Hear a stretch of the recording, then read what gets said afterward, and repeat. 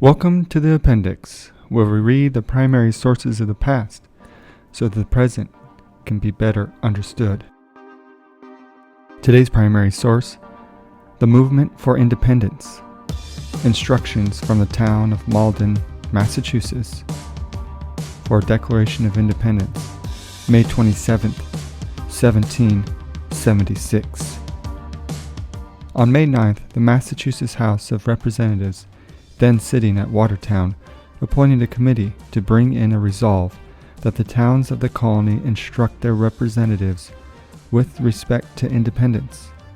The following day, the House resolved that the inhabitants of each town in this colony ought, in full meeting warned for that purpose, to advise the person or persons who shall be chosen to represent them in the next general court, whether if the Honorable Congress should, for the safety of the said colonies, declare them independent of the Kingdom of Great Britain, they, the said inhabitants, will solemnly engage with their lives and fortunes to support the Congress in the full measure. The instructions for Malden are typical of many voted by the towns of Massachusetts.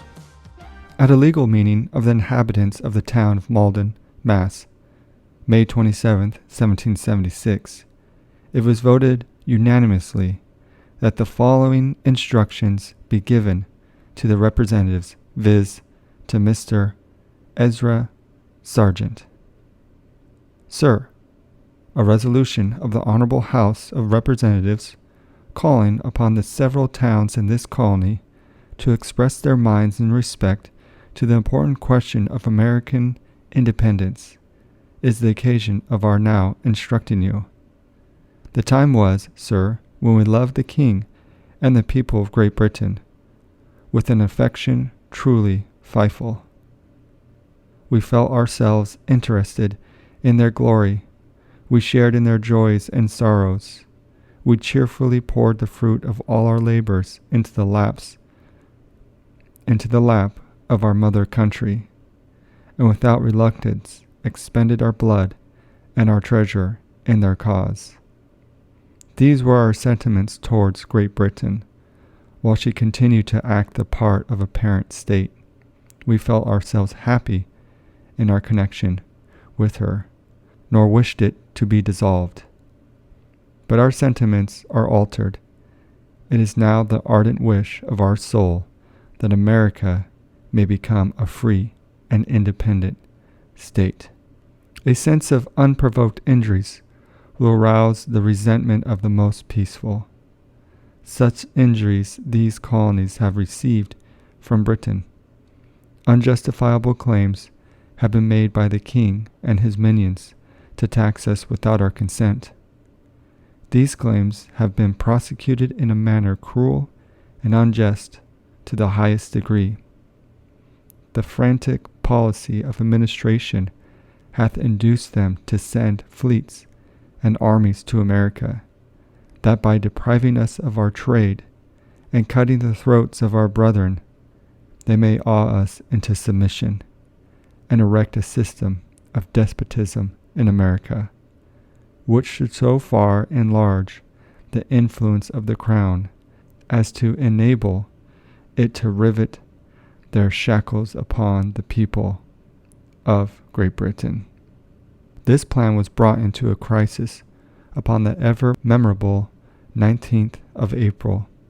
We remember the fatal day. The expiring groans of our countrymen yet vibrate on our ears, and we now behold the flames of their peaceful dwellings ascending to heaven. We hear their blood crying to us from the ground for vengeance, charging us, as we value the peace of their names, to have no further connection with, who can unfeelingly hear of their slaughter of the composedly sleeping with their blood upon his soul. The manner in which the war has been prosecuted hath confirmed us in these sentiments. Piracy and murder, robbery and breach of faith have been conspicuous in the conduct of the King's troop. Defenseless towns have been attacked and destroyed. The ruins of Charlestown which are daily in our view, daily reminds us of this. The cries of the widow and the orphan demand our attention. They demand that the hand of pity should wipe the tear from their eye, and that the sword of their country should avenge their wrongs. We long entertained hope that the spirit of the British nation would once more induce them to assert their own and our rights, and bring to condign punishment the elevated villains who have trampled upon the sacred rights of men and affronted the majesty of the people. We hoped in vain. They have lost their love to freedom. They have lost their spirit of just resentment. We therefore renounce with disdain our connection with the kingdom of slaves. We bid a final adieu to Britain. Could accommodation now be effected? We have reason to think that it would be fatal to the liberties of America. We should soon catch the contagion of venality and dissipation, which hath Britons to lawless domination. Were we placed in the situation we were in 1763, where the powers of appointing to offices and commanding the militia in the hands of governors, our arts, trade, and manufactures would be cramped. Nay, more than this, the life of every man who has been active in the cause of his country would be endangered.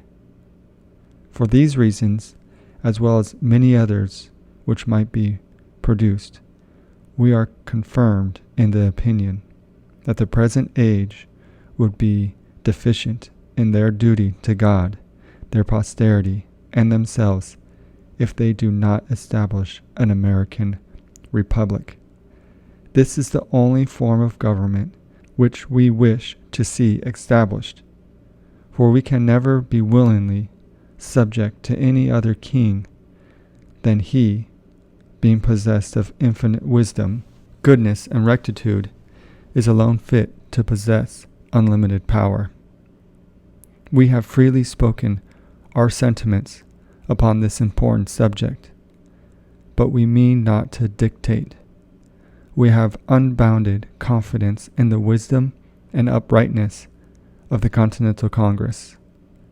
With pleasure, we recollect that this affair is under their direction, and we now instruct you, sir, to give them the strongest assurance that if they should declare America to be a free and independent republic, your constituents will support and defend the measure to the last drop of their blood and the last farthing of their treasure.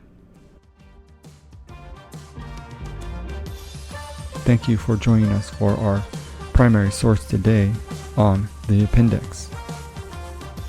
We will see you in the stacks.